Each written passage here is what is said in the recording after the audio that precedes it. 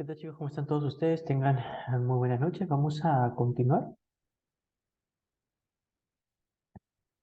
con el tema de proteinuria.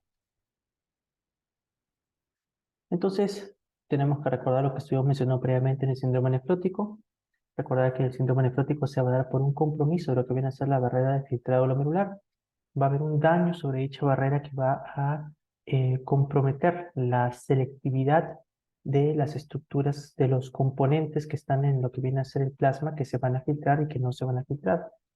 Al dañarse esta barrera, perderse las cargas negativas, o darse una aceleración de los pedicelos de los podocitos, vamos a identificar nosotros una, una, una presencia de proteínas en lo que vendría a ser el espacio de Bowman, también llamado lo que viene a ser el espacio glomerular.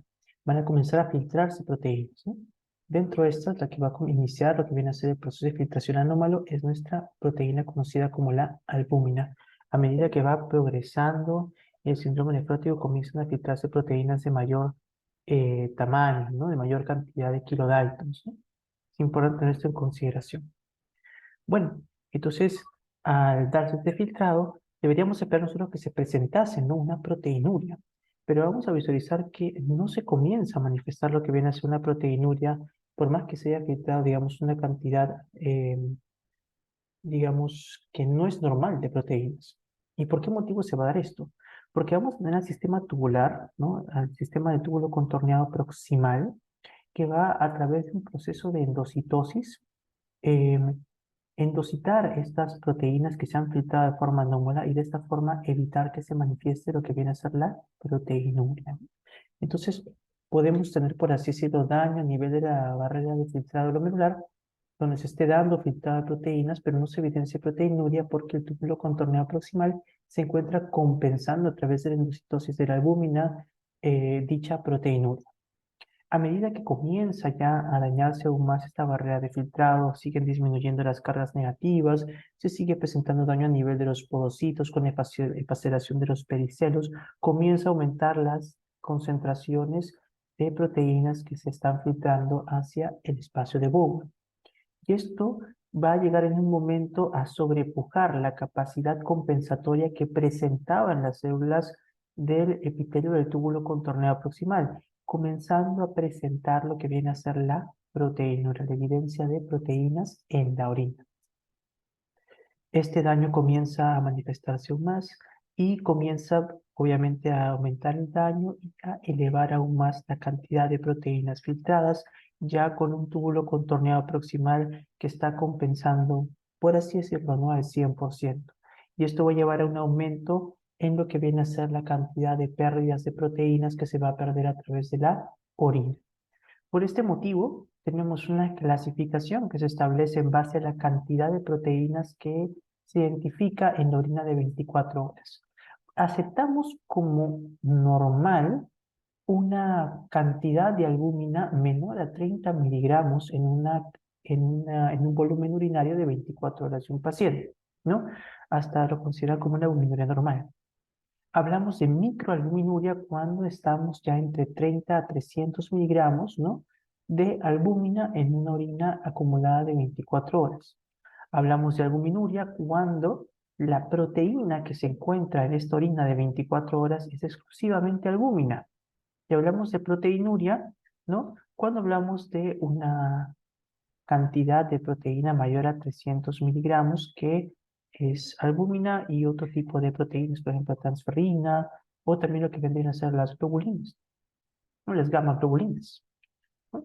Y esto es importante tener en consideración, porque a esta albuminuria le van a dar un nombre, proteinuria selectiva, ¿no? La cual es únicamente albúmina la que se va a identificar en el volumen urinario de 24 horas. Y hablamos de proteinuria o de proteinuria no selectiva, aquella proteinuria en la cual el contenido de esta proteinuria va a ser no solo albúmina, ¿no? Como le mencioné, es ya otro tipo de proteínas, ¿no?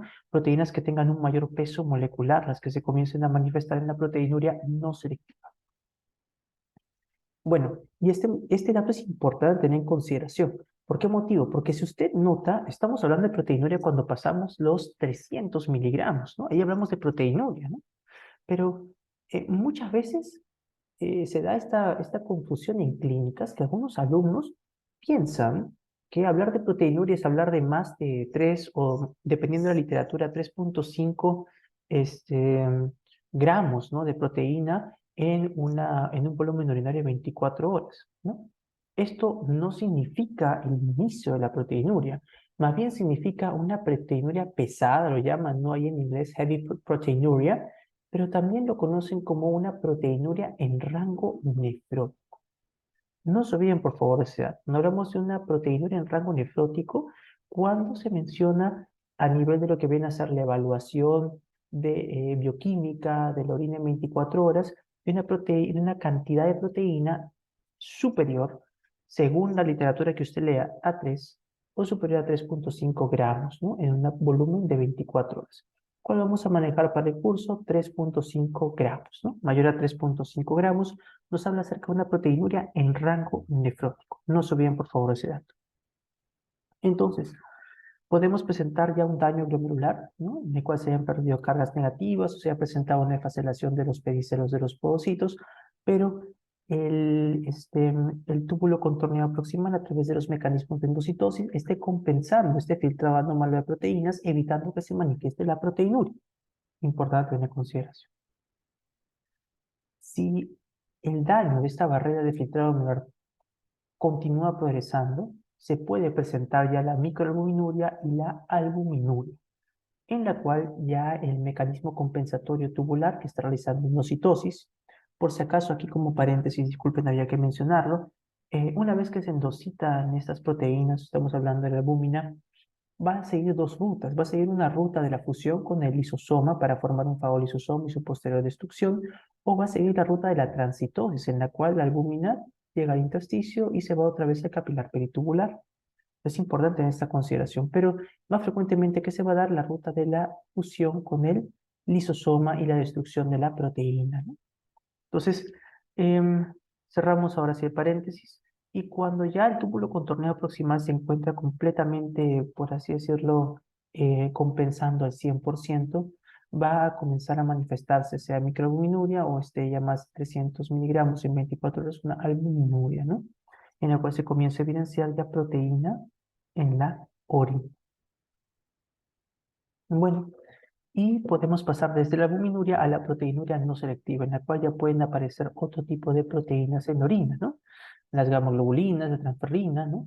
Entre otras, entre otras proteínas que vamos a ver nosotros que son importantes a recordar porque van a explicar, digamos, ciertas cosas raras que a veces nos mencionan en clínicas, que uno dice, oye, esto aquí, ¿por qué se da un síndrome nefrótico? No tiene como mucho sentido, ¿no? Y va a estar más que nada dado por el filtrado anómalo de estas proteínas que ahorita vamos a ver a continuación. Entonces, proteinuria no selectiva. Entonces, hablamos de una proteinuria en un rango nefrótico, aquella que se da entre, vamos a tomarlo por el curso, mayor a 3.5 gramos día.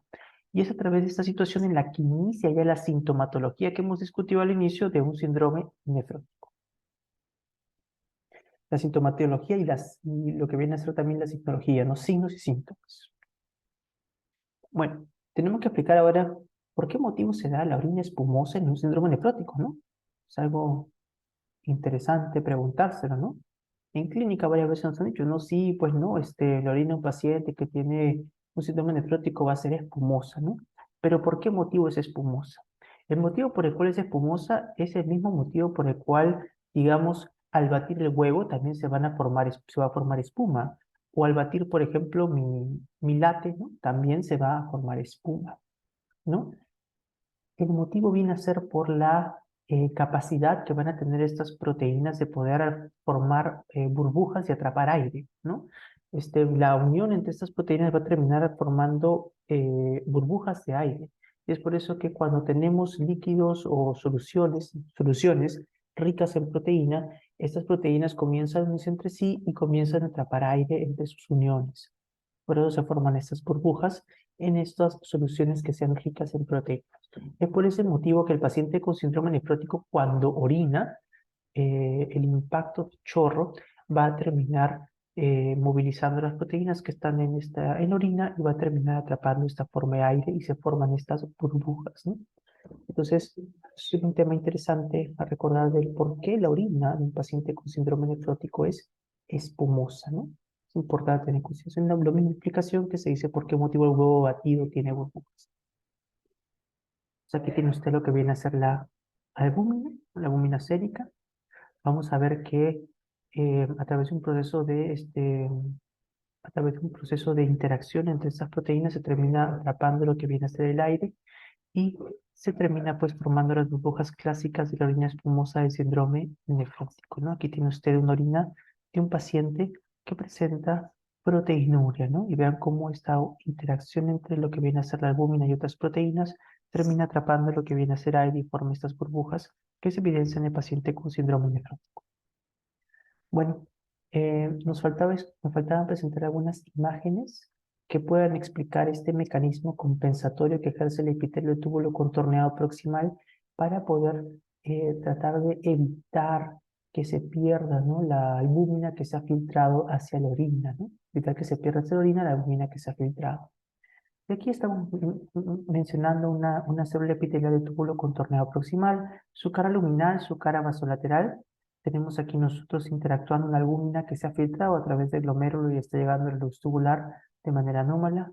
Esta se va a fijar a ciertos receptores de superficie como la megalina, la cubilina, y se inicia lo que viene a ser un proceso de endocitosis, donde podemos pasar por dos mecanismos: un proceso de transitosis en la cual la albúmina de la cara luminal pasa a la cara vasolateral, y un proceso de unión con lo que viene a ser un lisosoma, para terminar formando el lisosoma tardío que termina destruyendo, lisando la albúmina. Aquí lo mismo que estamos buscando explicar, tenemos aquí el glomérulo, ¿no? Este glomérulo ya se encuentra dañado, comprometido, se ha dañado la barrera de filtrado glomerular y está generando pues un aumento en el pasaje, en el filtrado de la albúmina. La albúmina llega al túbulo contorneado proximal, interactúa con la megalina, con la cubilina, y a través de un proceso de endocitosis que hemos mencionado previamente, se endocita, se destruye la albúmina y a su vez también puede pasar por un proceso de transitosis. Ahora, esta endocitosis va a activar también cascadas intracelulares que terminan activando proteínas proinflamatorias, ¿no?, las cuales van a terminar generando un efecto deleterio a nivel del túbulo contorneado proximal, afectándolo también. De esta forma es como un síndrome nefrótico también podría afectar, dañar la funcionalidad del túbulo contorneado proximal. Aquí tiene lo mismo que le acabo de comentar previamente, ¿no? La unión de la albúmina a los receptores de superficie de la célula epitelial, la activación de cascadas intracelulares que terminan aumentando la transcripción de genes con características proinflamatorias como las citoquinas, ¿no? Entonces, hemos ya explicado el mecanismo de transitosis, el mecanismo de lisis de la albúmina, ¿no?, y el daño posterior que este pueda generar sobre las células del túbulo contorneado proximal a través del desarrollo de una respuesta proinflamatoria, ¿no? Ok, seguimos. Vamos ahora al tema de las proteínas plasmáticas. Ya hemos comentado previamente que la gran mayoría de las proteínas plasmáticas las terminan produciendo los hepatocitos, ¿no? Excluyendo a lo que vienen a ser las gamma globulinas que se producen por las células plasmáticas, ¿no? Aquí tenemos lo que viene a ser la unidad funcional del hígado, ¿no? Estas compuestas por hepatocitos, ¿no? Y estos hepatocitos son los responsables a través de una rica estructura de organelas, de retículo endoplasmático rugoso, aparato de Golgi y la posterior secreción de dichas vesículas, la liberación de las proteínas hacia el plasma, ¿no? Y de esta forma es como se libera lo que viene a ser las proteínas plasmáticas. Dentro de esta, la más importante, que representa aproximadamente un 55% de la cantidad de proteínas plasmáticas, que es la albúmina. Entonces, aquí tenemos nosotros la producción diaria de albúmina.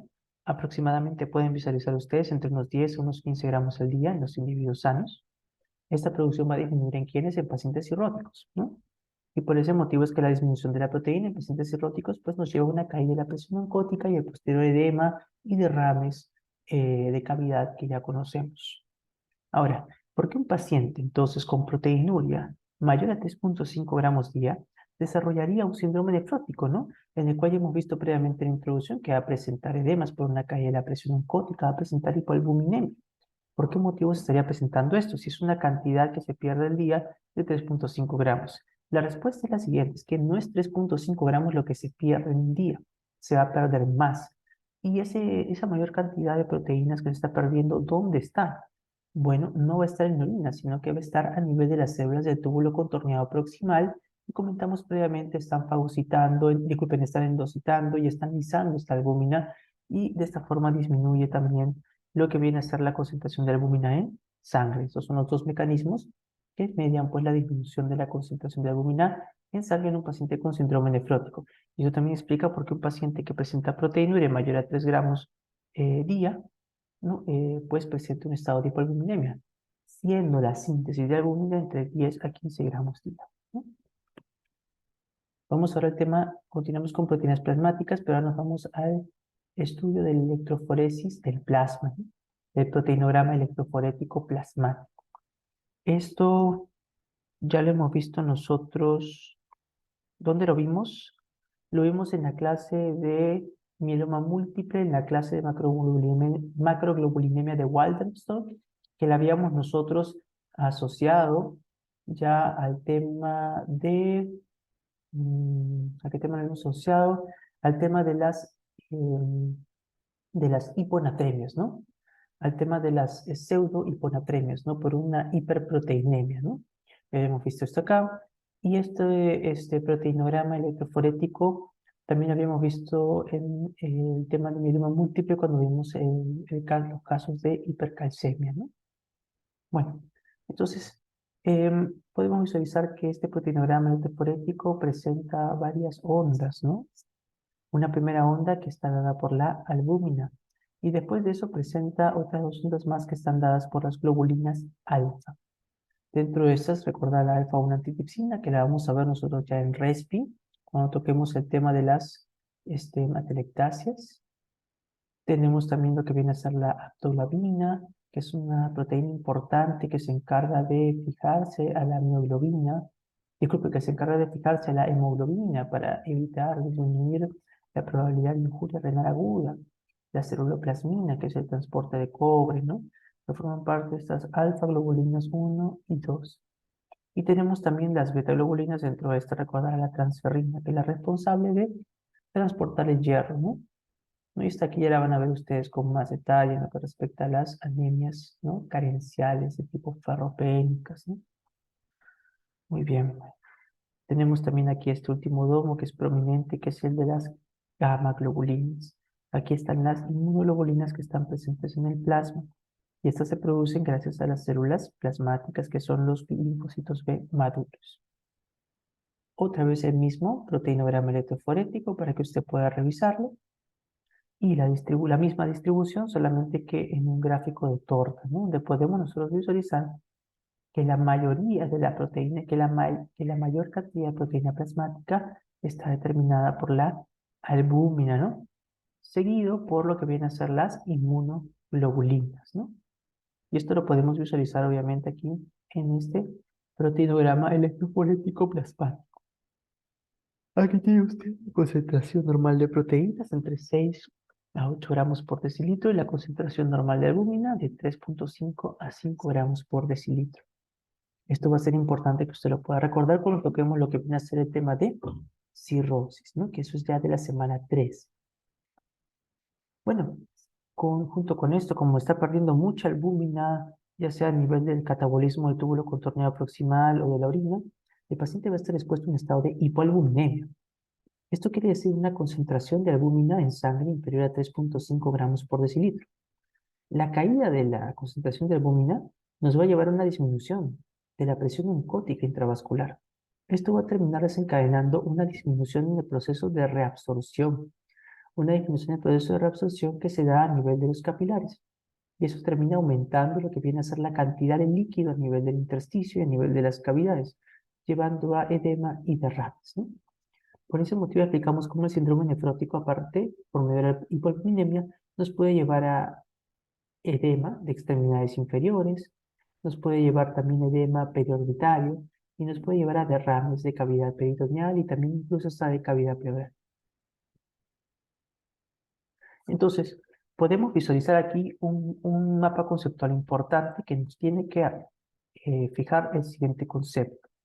Cuando hablamos de síndrome nefrótico, estamos hablando nosotros de un síndrome cuyo mecanismo está sujeto a dos teorías.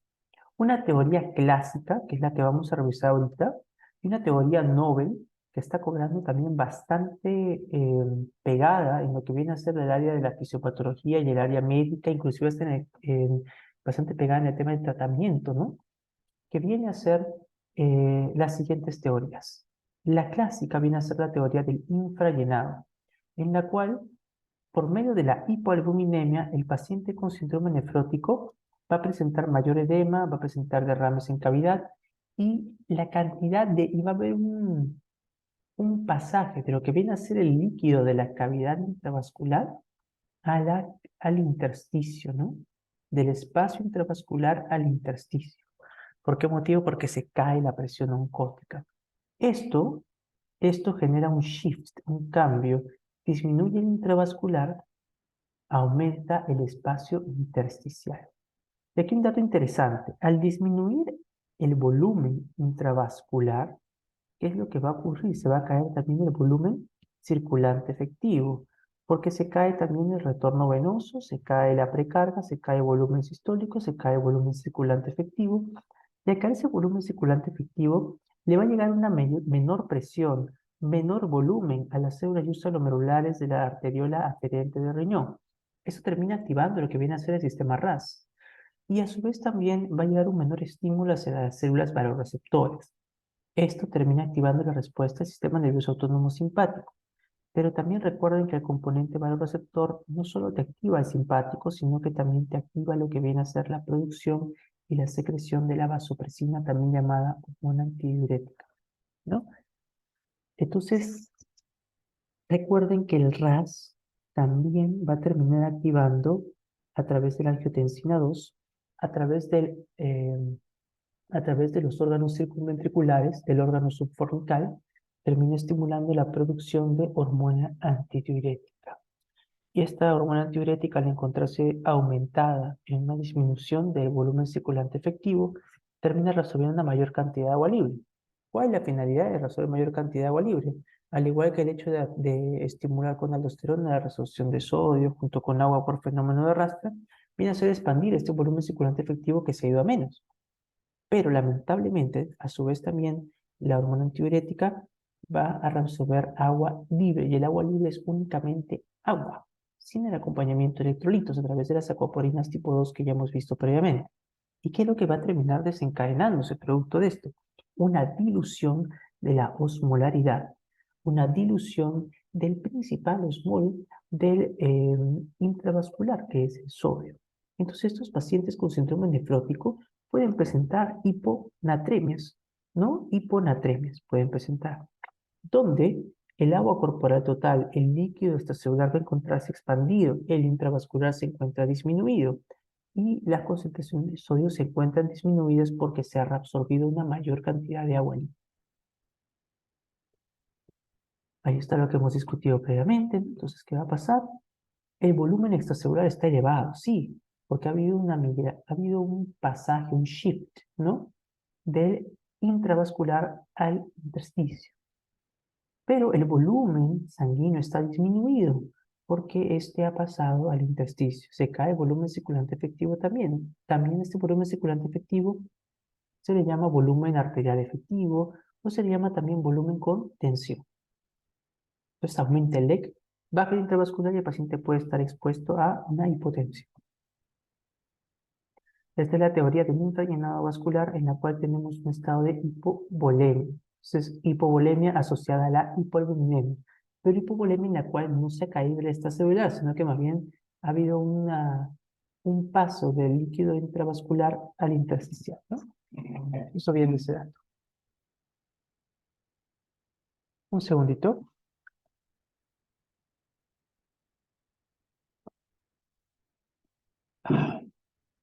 Vamos a pasar edema. De que es importante que usted recuerde que los tipos de edema periférico que va a ver usted en el síndrome nefrótico va a ser edema periorbitario y el edema de las extremidades inferiores. A nivel de la pierna, ¿cómo usted evalúa el edema de las extremidades inferiores? Se ubica usted en la cara anteromedial de la pierna. En la cara anteromedial de la pierna, específicamente la cara anteromedial de la tibia, que es una zona que se encuentra descubierta de inserciones u de orígenes musculares, usted va a comprimir dicha región, ¿no? Con el pulpejo de su dedo índice comprime dicha región y suelta luego después de comprimir y va a ver si es que en caso se presente edema, una muesca, ¿no? Una fovea. Esa muesca, esa fovea me informa a mí que hay un aumento en lo que viene a ser el volumen del líquido intersticial, ¿no? También de la misma forma, este acúmulo de líquido a nivel periorbitario, de una periorbitaria. Pero también recordar que estos líquidos se pueden acumular en dichas regiones, pero se pueden también acumular en cavidades. Y puede darse la presentación siguiente, ¿no? Un edema generalizado, ¿no? La terminología que se le da al edema generalizado es la de la anasarca, ¿no? Anasarca. Continuamos. Dentro de estos derrames tenemos los derrames de cavidades. El paciente puede tener ascitis y un derrame también de la cavidad pleural. Vamos ahora al tema de la hiponatremia, ¿no? ¿Cómo es que se desencadena una hiponatremia en un paciente que posee un síndrome nefrótico, ¿no?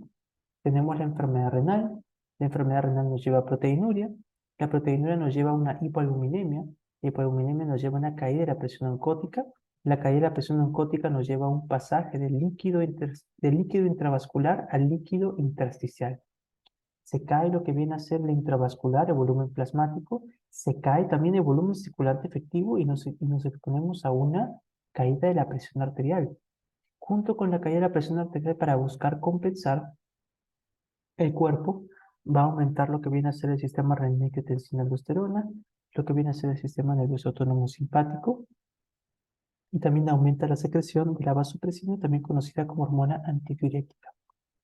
Recuerden que la angiotensina 2 tiene un efecto positivo directo sobre la vasopresina y esto aumenta aún más la producción de vasopresina.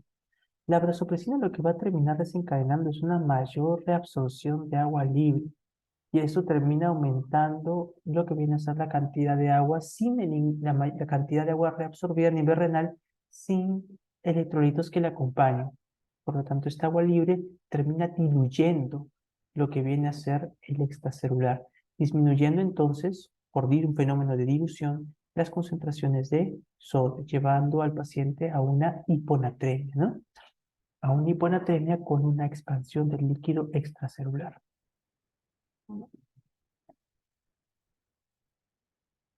Bueno, vamos a explicar ahora el tema de la hiperlipidemia, ¿no?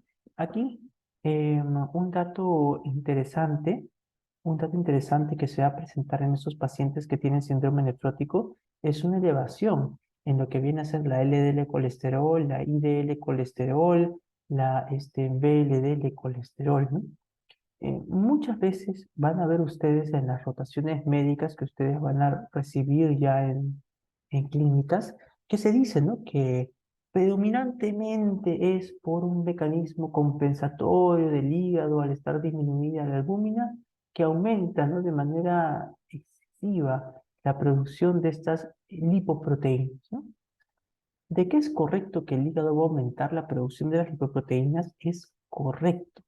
Pero lo que va a presentarse que va a terminar llevando a la verdadera elevación franca de la IDL, de la LDL y la VLD de colesterol, es que va a disminuir el catabolismo de estas lipoproteínas, tanto a nivel periférico por músculo esquelético o adipocitos, o por lo que vendría a ser por los mismos hepatocitos.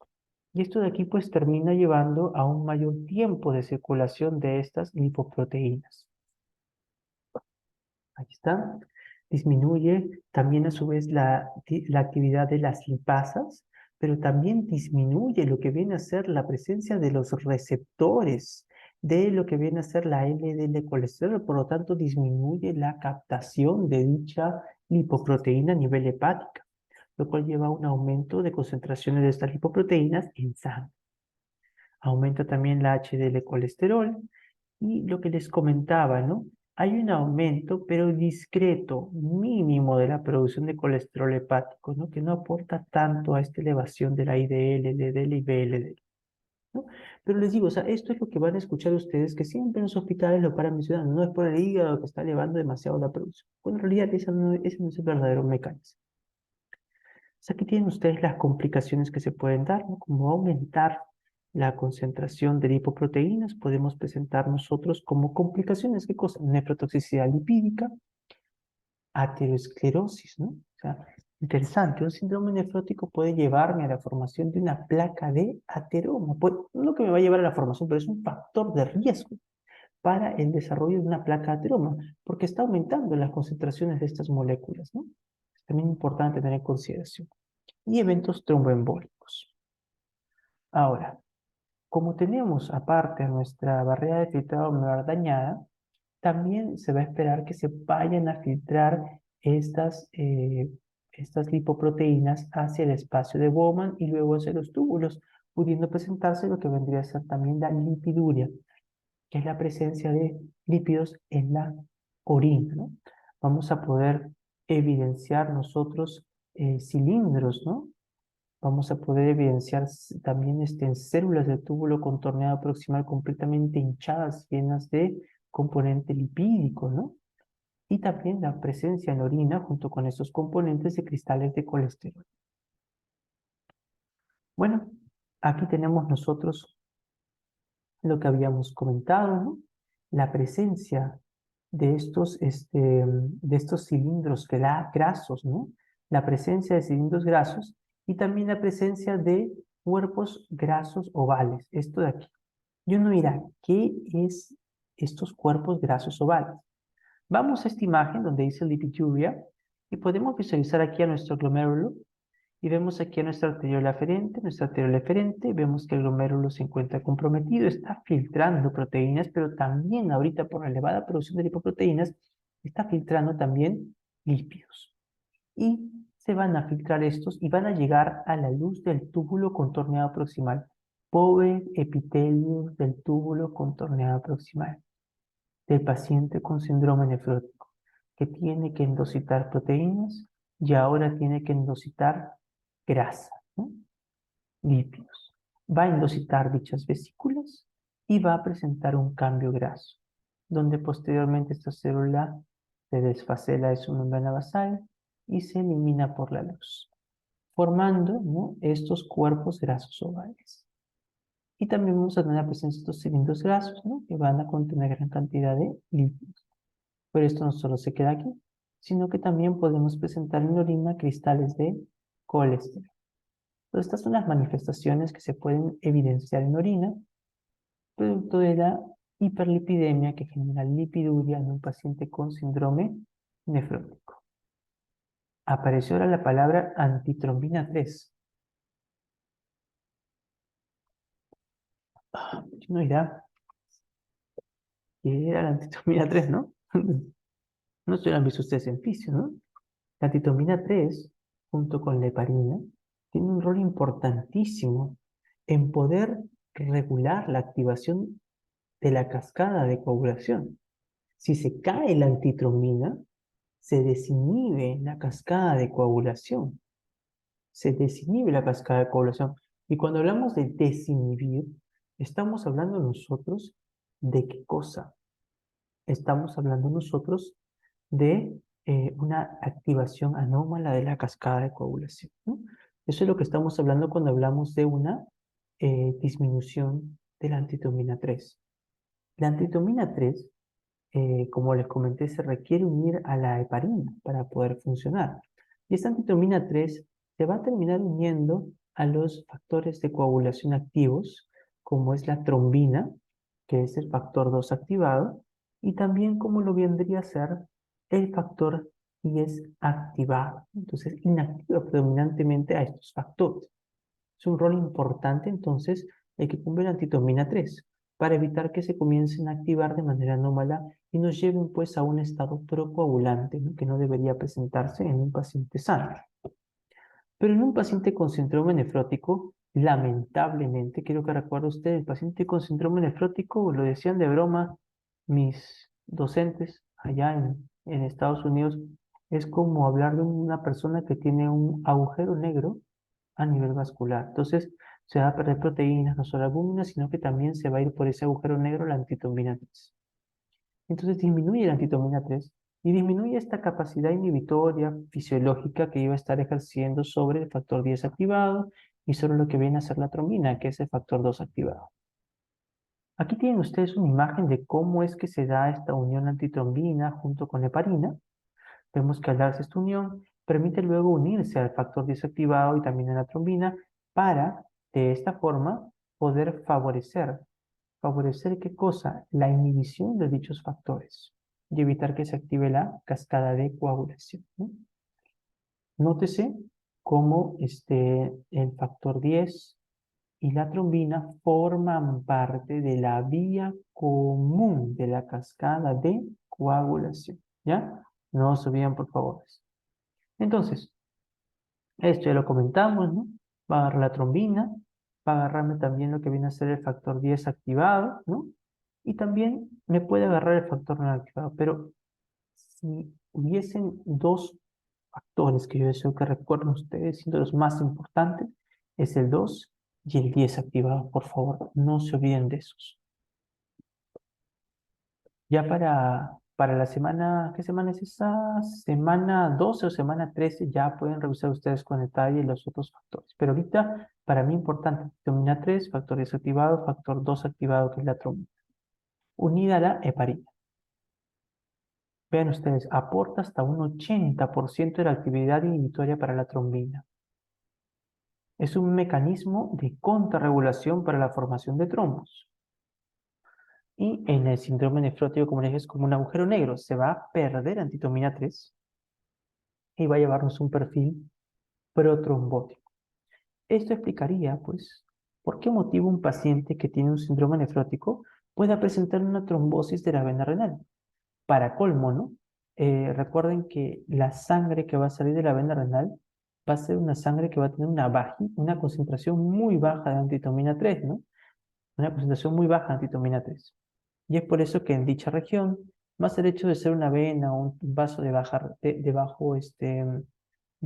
presión, va a haber mayor cantidad de éstasis, más lo que viene a ser la disminución de estas proteínas anticoagulantes, se pueda dar trombos a nivel de dicha vena renal, ¿no? Aquí tenemos un corte transversal a nivel del abdomen, donde podemos nosotros visualizar a nivel de nuestro retroperitoneo a los riñones, y podemos ver aquí a nuestras venas renales, donde se puede evidenciar aquí los trombos, ¿no?, que se están dando aquí en este paciente con síndrome nefrótico a nivel de sus venas renales.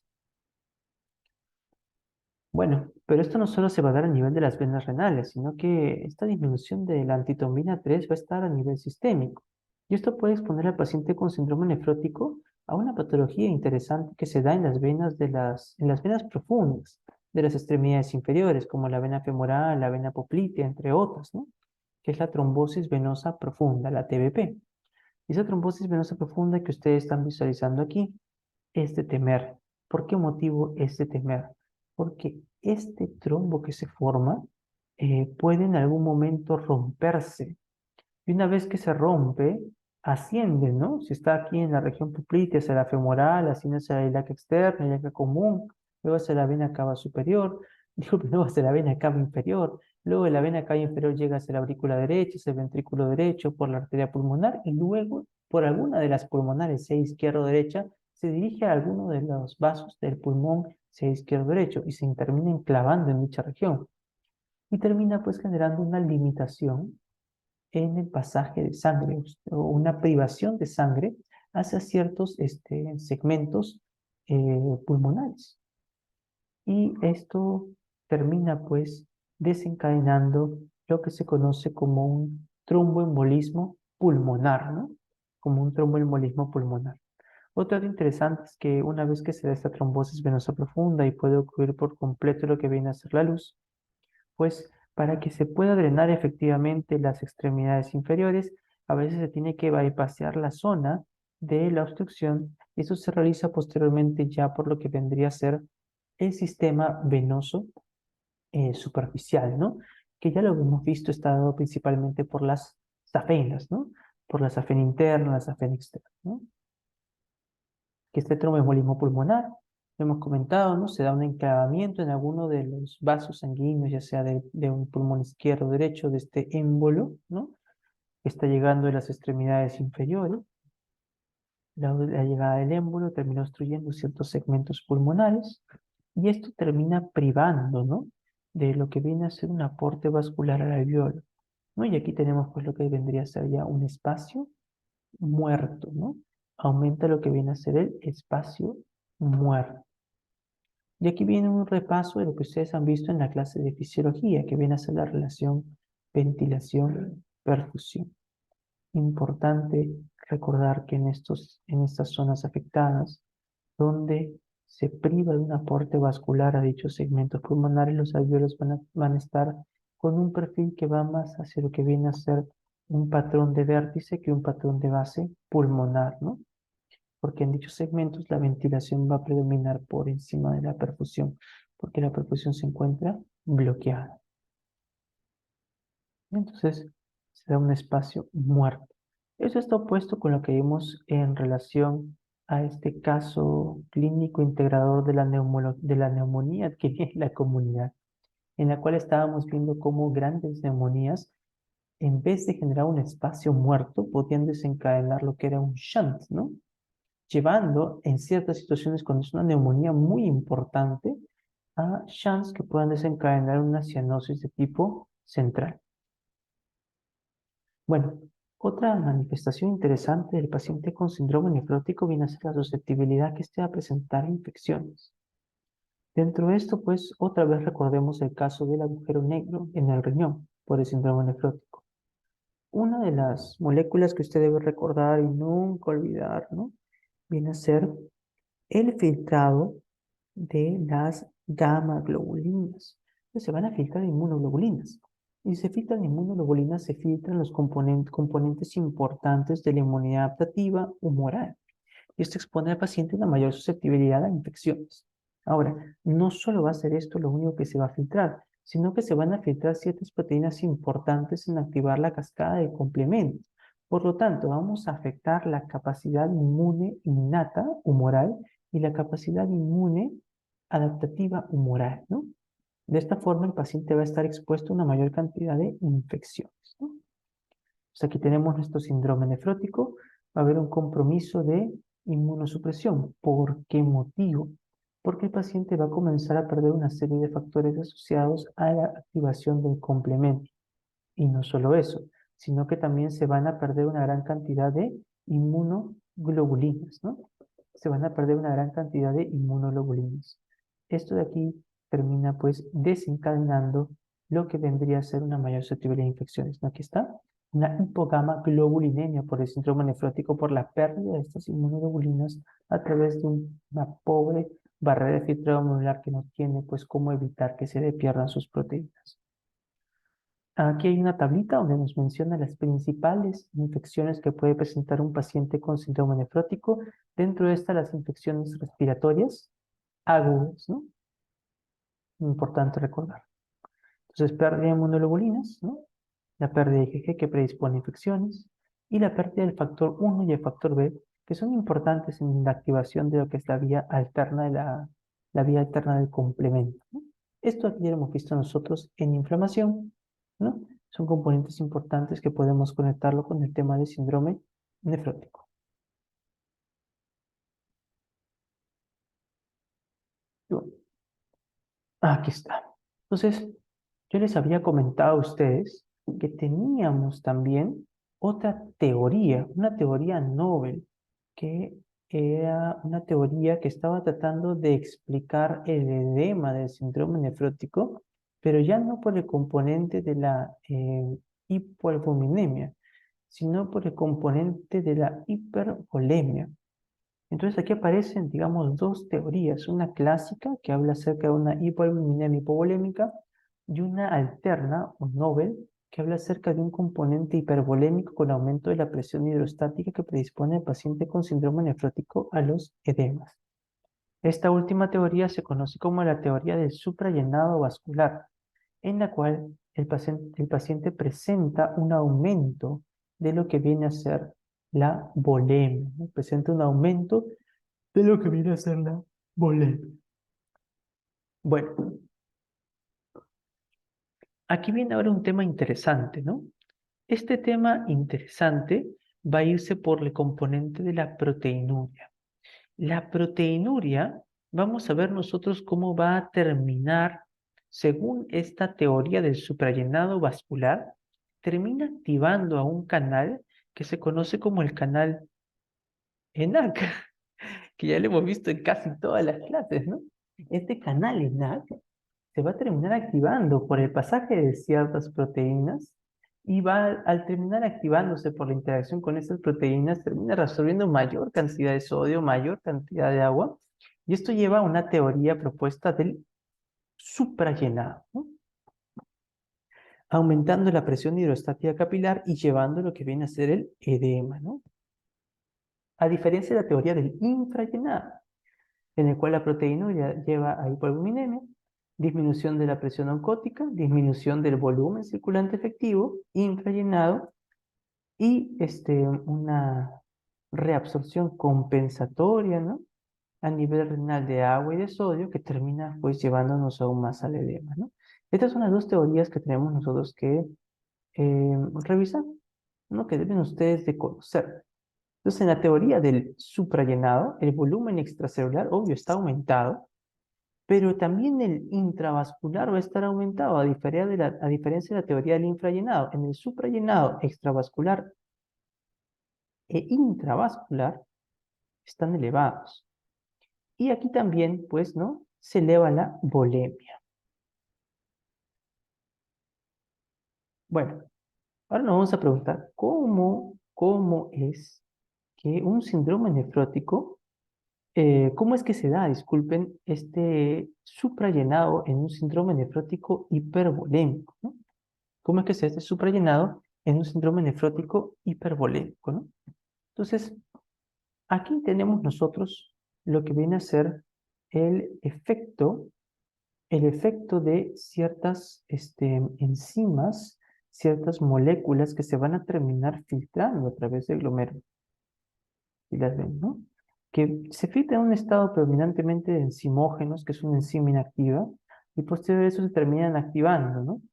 Y al activarse, van a llegar ya a lo que viene a ser la región terminal, ¿no? De los glomérulos. Disculpen, la región terminal de los túbulos, donde está la porción colectora, la porción final del túbulo contorneado distal, encontrándose con estos canales ENaC, los cuales estas enzimas que se han filtrado por un glomérulo cuya capacidad de barrera está comprometida, termina activando estos canales ENaC.